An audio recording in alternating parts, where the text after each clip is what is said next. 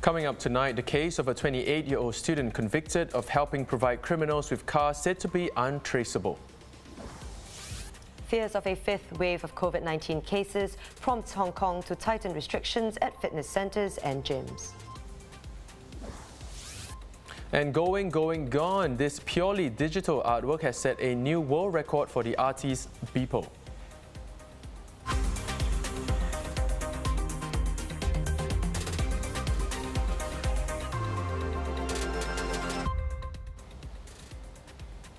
This is the Straits Times Newsnight. I'm Dylan Ang. Good evening, I'm Chow Suan. A 28-year-old student helped provide criminals with cars that were modified to become untraceable. Tan Wen-jie, a part-time student with the Singapore University of Social Science, pleaded guilty to conspiring to cheat the Land Transport Authority and the Singapore Customs. He conspired with others to profit from selling and renting deregistered cars. They would modify the cars, replacing the license plate with a clone license plate and replace the in-vehicle unit with that of another registered vehicle. The registration number on the clone license plate would belong to an existing registered car with a similar color, make and model. The cars were modified so that they could not be traced when used for illegal purposes. They were sold and rented on Carousel. The cars included two BMWs, a Mitsubishi Lancer EX, a Honda Stream, Honda Civic, Honda Jazz and a Mazda 6. About 100 people were evacuated from Chinatown Point this morning after a fire broke out. The SCDF said preliminary investigations showed the fire was of electrical origin. The fire is believed to have started inside a luxury bags and accessories shop located on the first floor of the mall. The fire involved a signboard in the store and was extinguished by the mall sprinkler system prior to SCDF's arrival. The mall reopened for business shortly after midday. Yet another unauthorized clearance of land has come under investigation. This time, a small plot of land at a park in Sembawang. The National Parks Board said that it is investigating the clearance of the area next to a construction site for a new condominium development. And Parks Group Director of Parks, Chua Hock Seong, told the Straits Times 3 wild cinnamon and 6 fishtail palm trees in Jalan Kemuning Park were removed by a contractor while carrying out development works at the adjacent residential site. This comes just weeks after news that 4.5 hectares of greenery was cleared before a biodiversity study was completed in Kranji, an incident that caused an uproar among residents and nature activists alike. Now, millions of us have been asking, when can we hop on a plane again? Well, international travel may soon be on the cards this year, but not as you know it.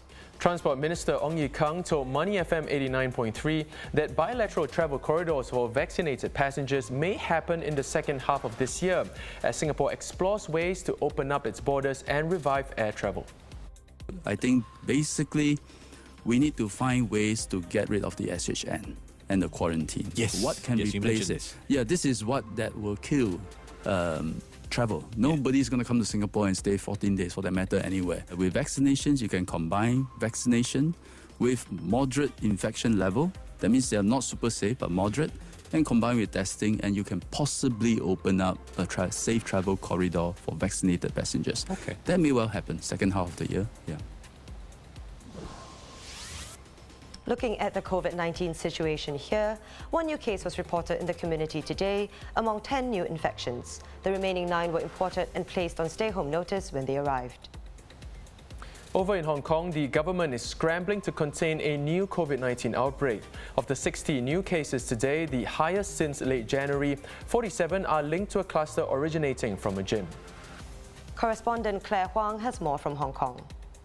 The magnitude of this cluster has the potential to trigger a fifth wave here, according to one of the health experts that the government consults with.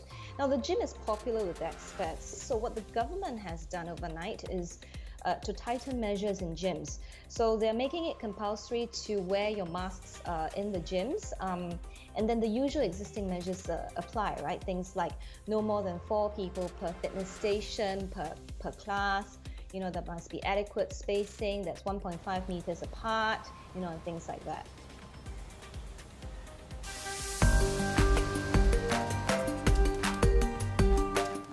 Now let's take a look at what's making waves online today.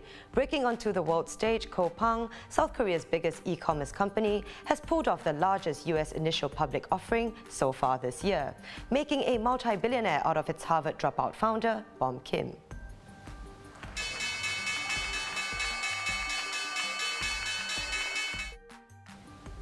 Coupang's US listing is the biggest by an Asian company since Alibaba in 2014.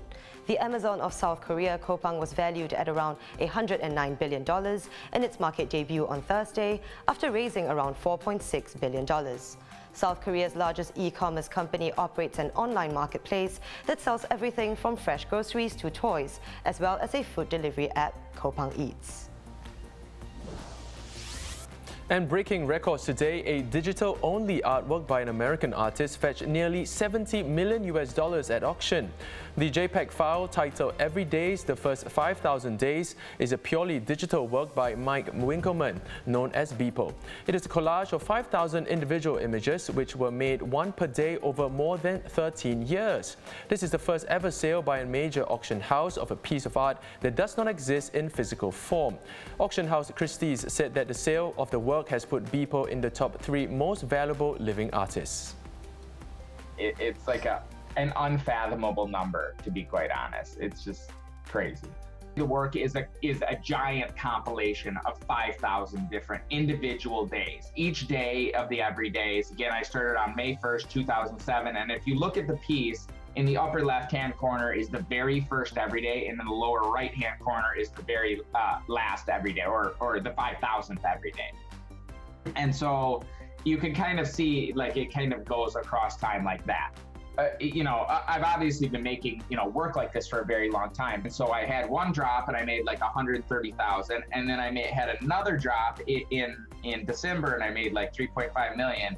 And now this, and it's just like, this is, but that was like a big jump, like that 130,000. And then the 3.5 million was just like another level of just like, oh my God, like, and now this is just like what I feel like I'm being punked. Now here's one for you, football fans. The Singapore Premier League kicks off tomorrow, starting with a blockbuster clash between two teams who finished in the top 3 last year, the Lion City Sailors and Tampines Rovers. The Sailors splashed the cash in the off-season with Brazilian playmaker Diego Lopes arriving from Portugal's Rio Ave for a league record $2.9 million, already boasting a stellar squad that includes last season's top scorer Stipe Plazibat and Player of the Year Gabriel Quack. The league's only privatized club are already earmarked as frontrunners to end a 6-year wait for a local team to clinch the SPL crown. Yes, of course, there will be added pressure on us. I think it's good to have pressure so that you will keep us on our toes. And for me, I think it's easy just to win, to take game by game, and just to try and get silverware this year for Lion City Sailors. Also in action tomorrow will be reigning champions Albirex Niigata, who begin their title defense against Hougang United, while Geylang International kickstart their campaign at home to Tanjong Pagar, and the Young Lions round off match day 1 when they face Balestier Khalsa. Game on!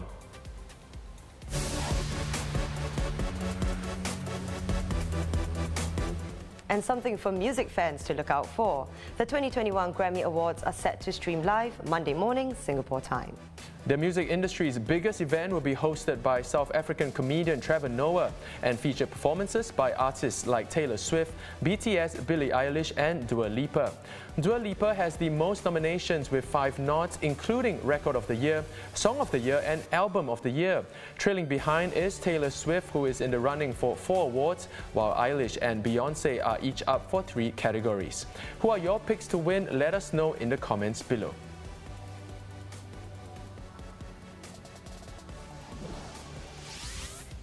And that wraps up the Straits Times Newsnight. Head over to straitstimes.com to see more news and videos. You can also subscribe to our YouTube channel by hitting the button below. Have a great weekend. We'll see you on Monday.